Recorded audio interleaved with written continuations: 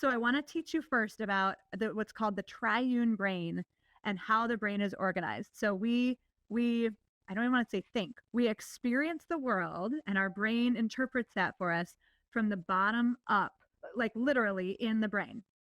So at the base of your brain is what some people call the lizard brain or the sensing part of your brain. And within a fifth of a second, I think I got that right. Within a fifth of a second of experiencing something, the lizard part of your brain is in action.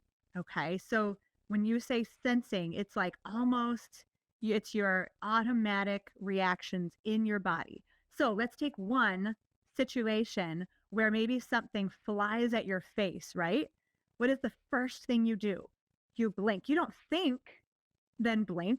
You don't think, then flinch. You flinch first, right? So that's like the sensing. It's that very immediate physical in your body reaction. Your breathing rate might increase, your heart rate might increase, okay, when you feel a little bit stressed.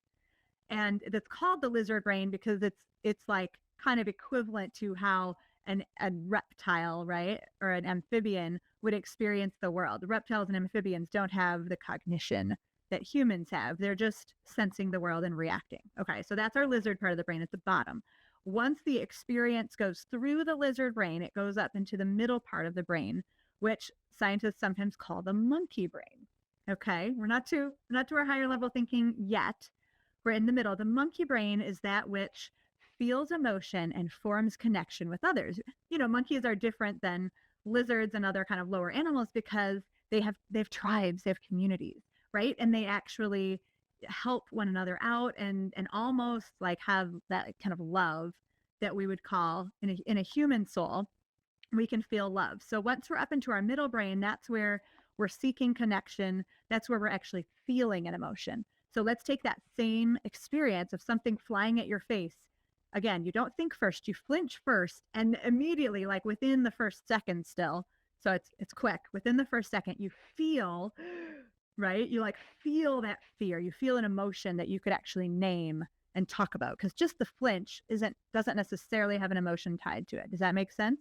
So we're sensing first, we're feeling second, and then we get into the upper level cognition. So the top portion of our brain, which, you know, if you think of the brain as kind of shaped like this, it's the biggest part. And that makes sense. The biggest part of our brain, that's where human thinking and like upper level executive function, planning, processing your thoughts, setting goals, you know, just thinking, right? Doing all of the things that only humans can do. That's the human part of our brain. So when something flies at our face, we flinch first, we feel fear second, and then we might think through, you know, what we need to do. Different personalities do different things.